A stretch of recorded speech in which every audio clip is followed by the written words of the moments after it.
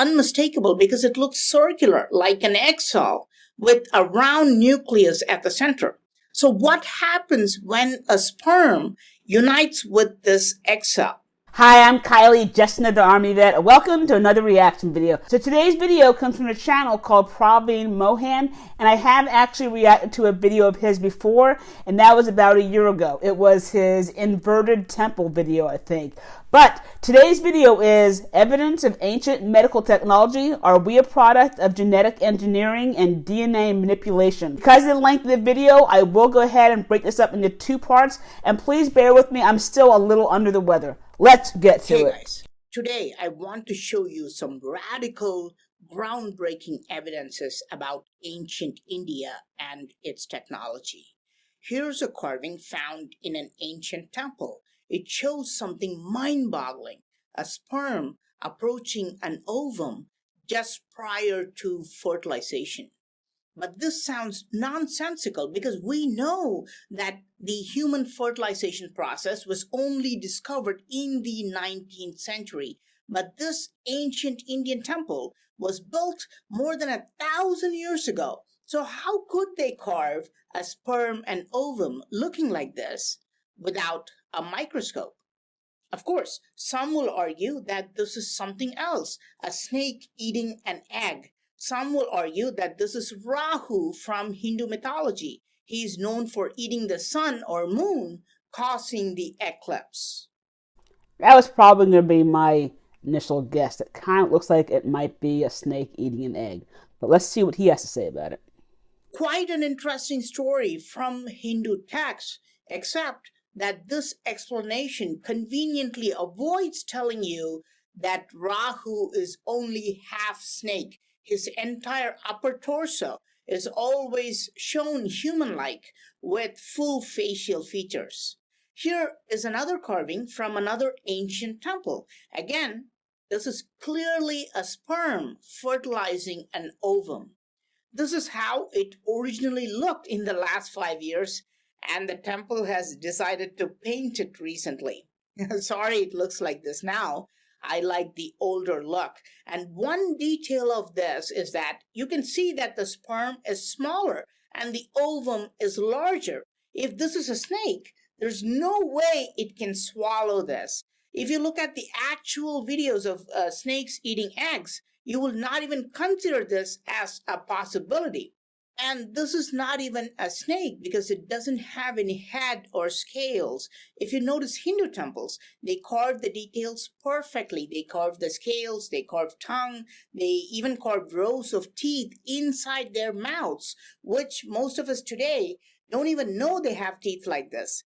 If this is in fact a sperm and ovum, and ancient India was far ahead in advanced technology, shouldn't they have documented what happens after fertilization? In another ancient temple, you can see something even more strange, a single cell. This is unmistakable because it looks circular, like an egg cell, with a round nucleus at the center. So what happens when a sperm unites with this egg cell? A new life called zygote or embryo is formed and it starts to divide rapidly. The fertilized egg starts to split into two cells. Again, this is clearly shown in the same temple in the same place. Then it starts to split into 4 cells.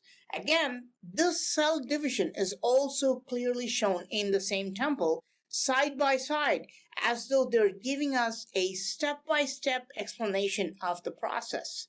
Then the cells start to become a blob and slowly start to look like a human after 8 weeks. Now this is called a fetus. Now thus far you have definitely wondered, is this all true? Or is this something else?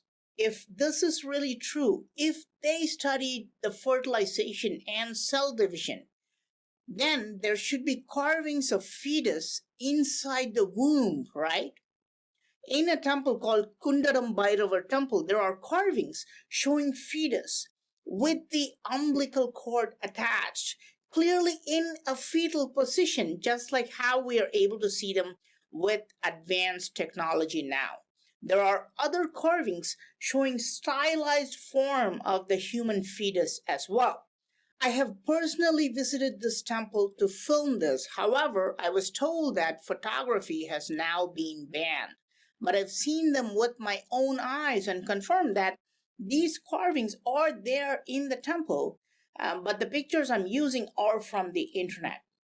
So when it comes to visiting museums or some of these ancient sites, I understand the rules when it comes to no flash photography. I mean, that's what we ran into when I was in the ancient pyramids in Mexico. I think it was Chichen Itza, I forget. But why would they have a rule against any photography? I mean, that's what I want to know. But this is not the only temple which shows the fetus. In another ancient temple in the village of Sirukarumbur, there is a weird carving. Again, it shows an unborn baby, a fetus inside the womb, in the fetal position. These carvings of fetuses are found in several ancient temples, but this carving gives us some spectacular details. It was originally said to be in the main chamber of the temple, and it has a hole on top where a specific concoction will be poured inside as a ritual, as though they're nourishing the fetus.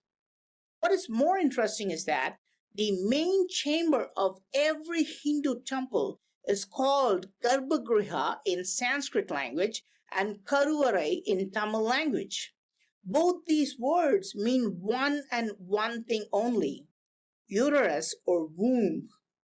Why would a temple's central chamber, the sanctum sanctorum, be called the womb? How is it related to pregnancy?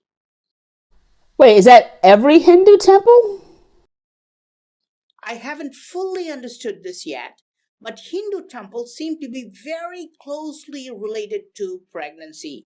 I've shown you what happens inside the body, but what happens outside? Is it carved in Hindu temples?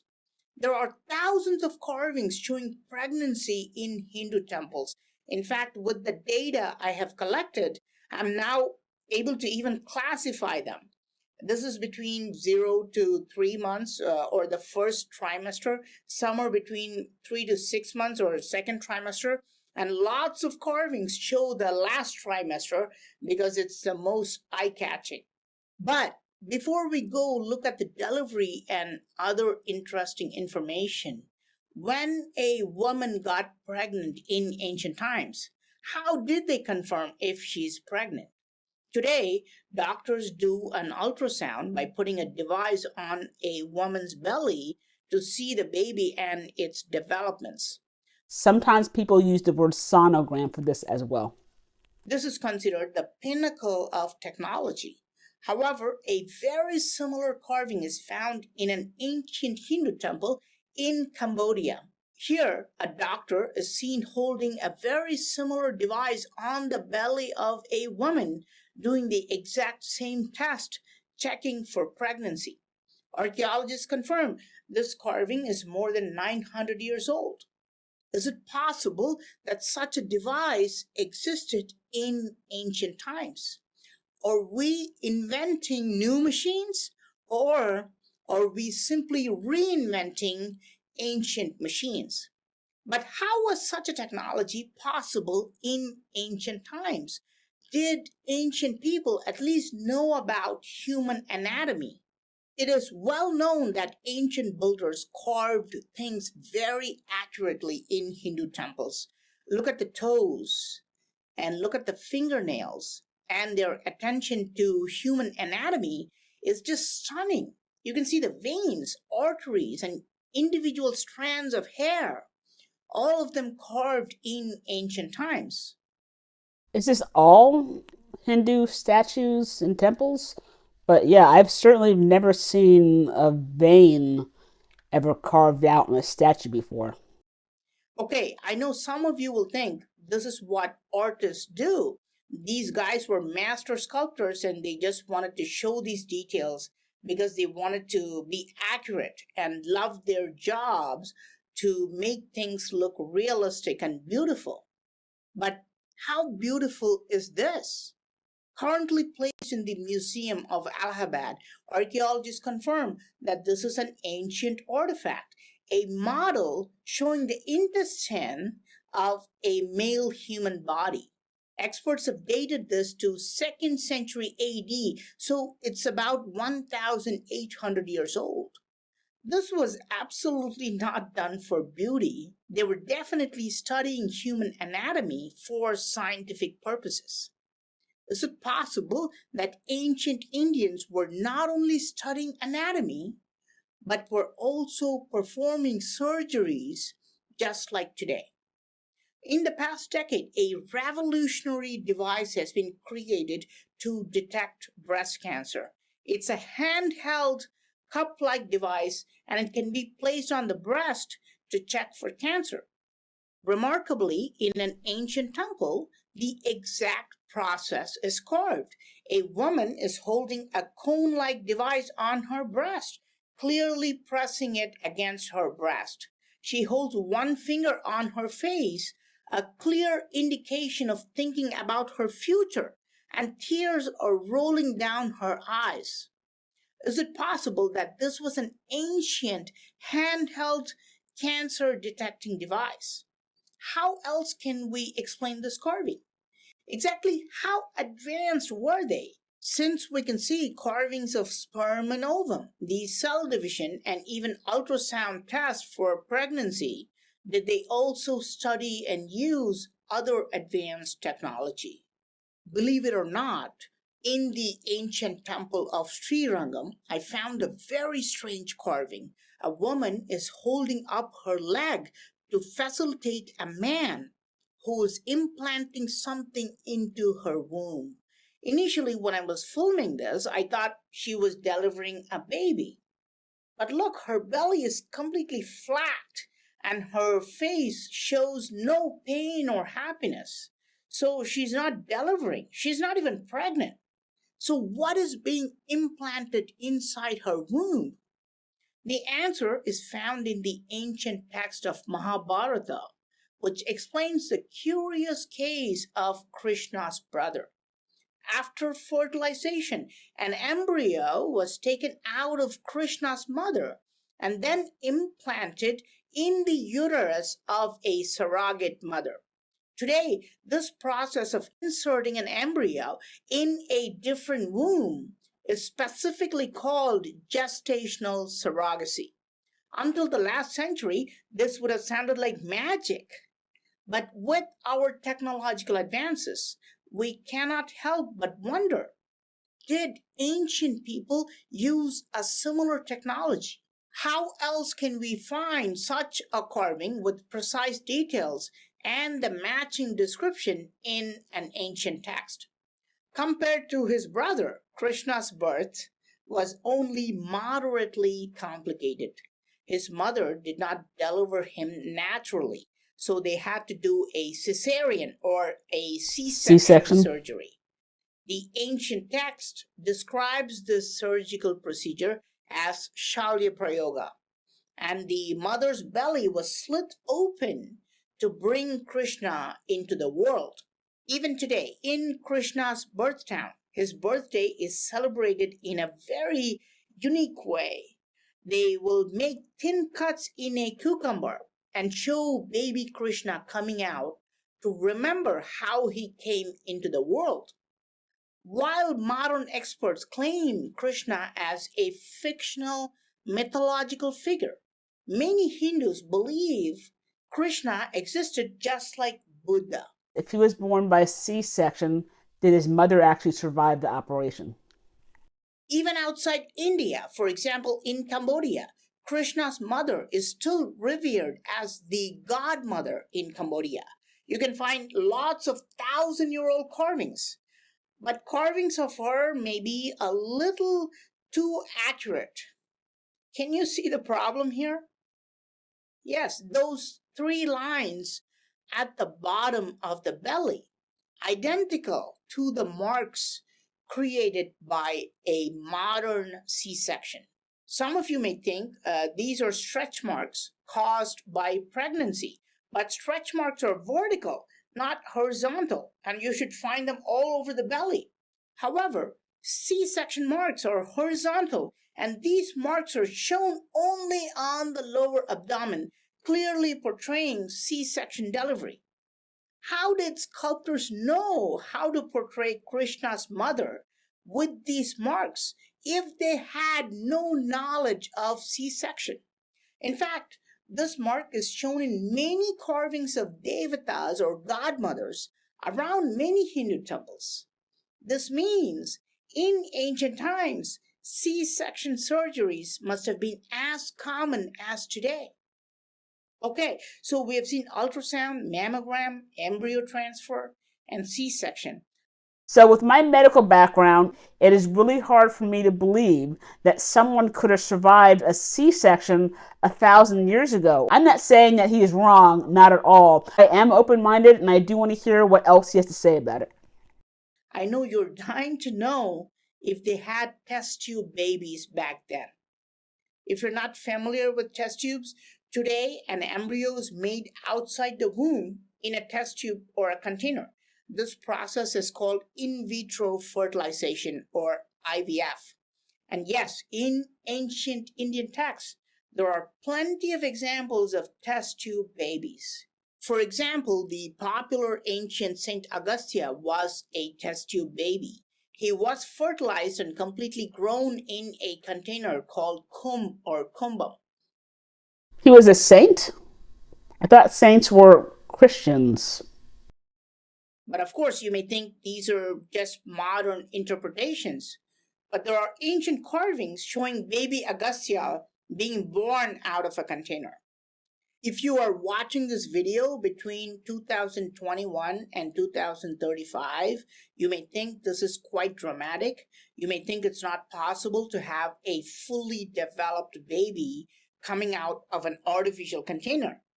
But if you're watching this video in the future, if you're watching this after 2035, you will have no problem with this because we would have already progressed to this level of technology.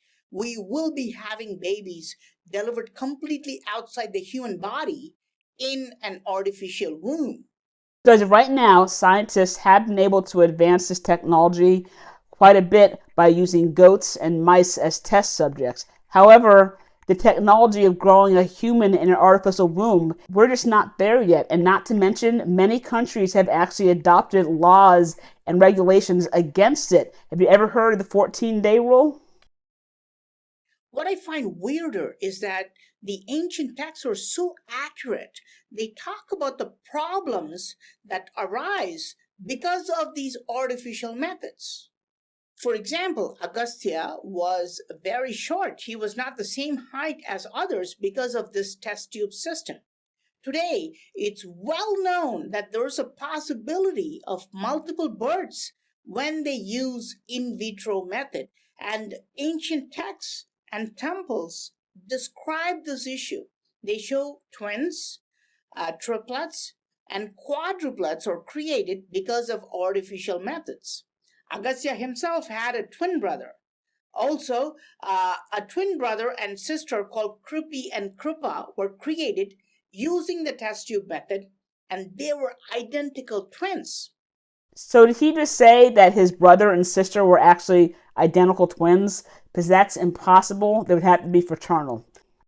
And this is very strange because if the twins are male and female, experts have always maintained that they will not be identical. But now, Queensland University of Technology in Brisbane confirms that yes, two sperms can fertilize an egg. And yes, you can have a boy and a girl looking nearly identical because of this. So the twins may look identical, but they will never be truly genetically identical because of the fact that males have an X and Y chromosome and females have two X chromosomes. But what's really fascinating is that this process was understood and artificially produced more than 1,000 years ago. We have ancient carvings showing this, where two sperms are fertilizing one egg, and these types of identical twins are created. You can clearly see two sperms approaching and entering a single egg. Did we once have a very advanced ancient civilization? Did it somehow get destroyed?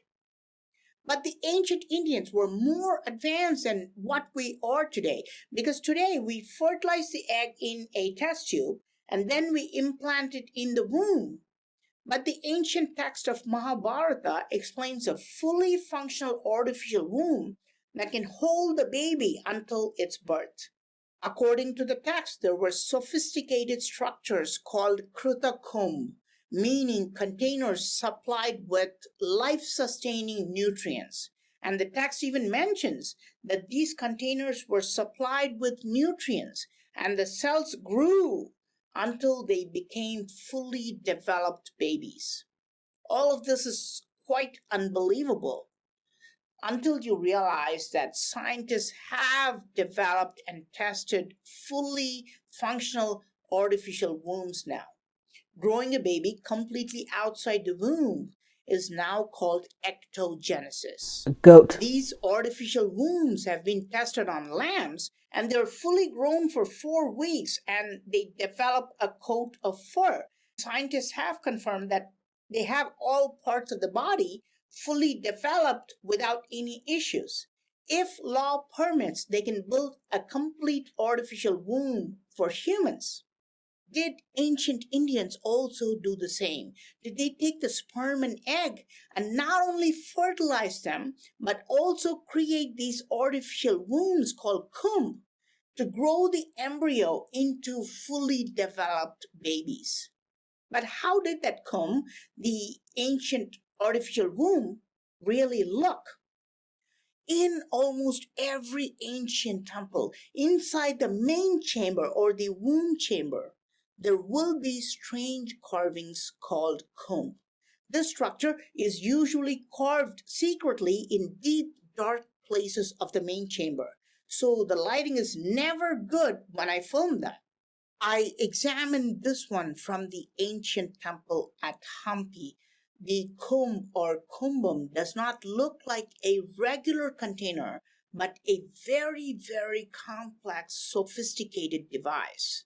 The bottom has a large oval chamber to hold the growing fetus. It has 2 handles or knobs attached to it on the left and right, perhaps for opening it if needed. It seems to be having 2 large tube-like structures attached on either side. And on the top, there is a cylinder attached. I shot this one in a different temple. Again, look at this kumb. Remarkably similar to the one we saw before. Why are these strange structures carved in deep, dark parts of temples? What's more interesting is that the entire structure has a long cylinder attached on top, which seems to have a type of ventilation mechanism at the very top to supply oxygen.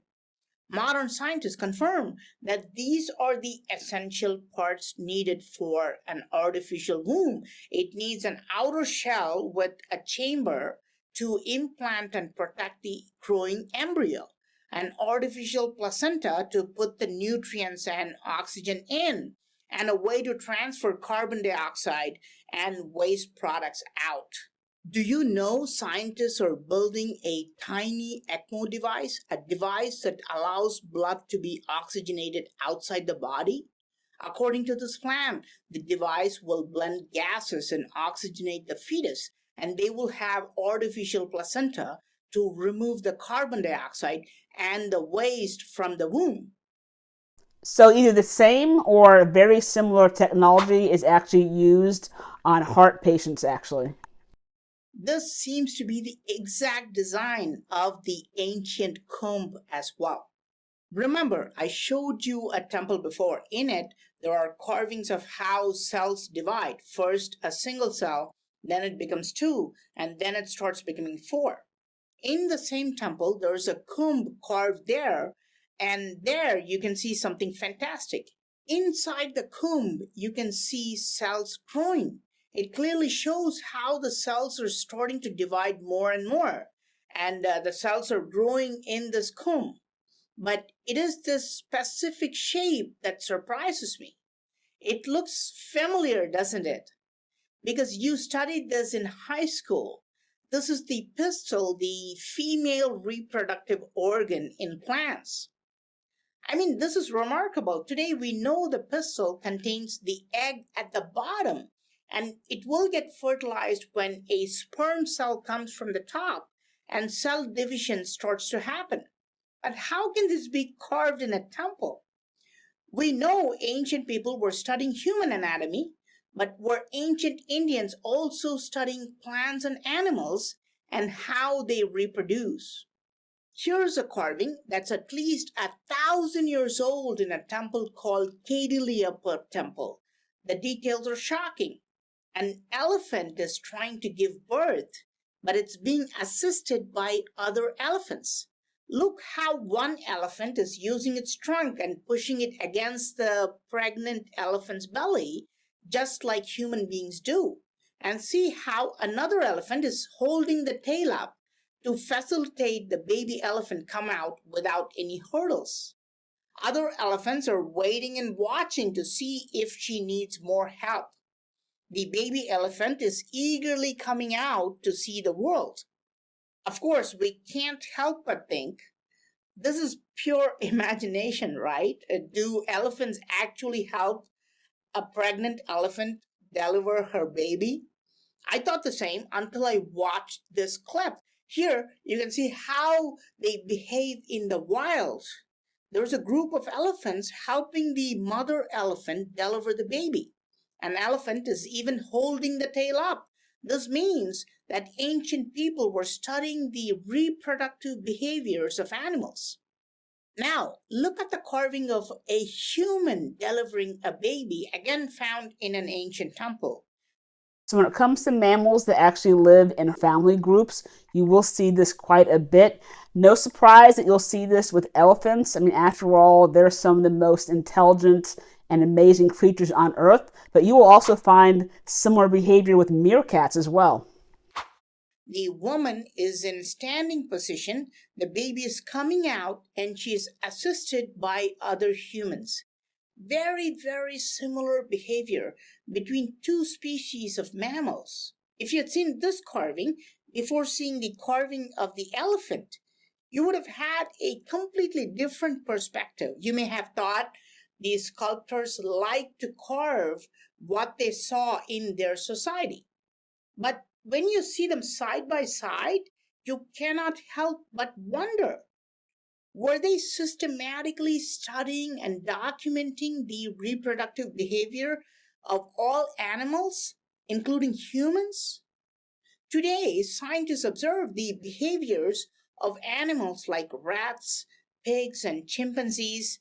This is one of the fundamental reasons why we are able to understand the human body and mind better.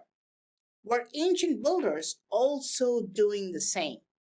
Were they categorically documenting these behaviors in carvings? Not just reproductive behaviors, all behaviors, including social and personal behaviors.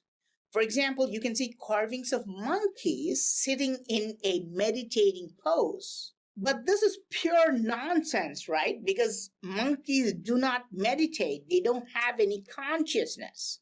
At least that's what we thought until the last few years.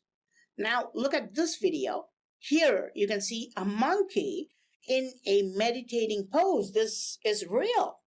We don't know if the monkey is actually meditating or not, but they do sit like this sometimes. Now we realize these carvings are not showing some fictional or mythological stuff. These guys were actually studying the behaviors of animals quite well. Another way to put this is accepting that today's experts have not yet studied and understood the behaviors of animals fully.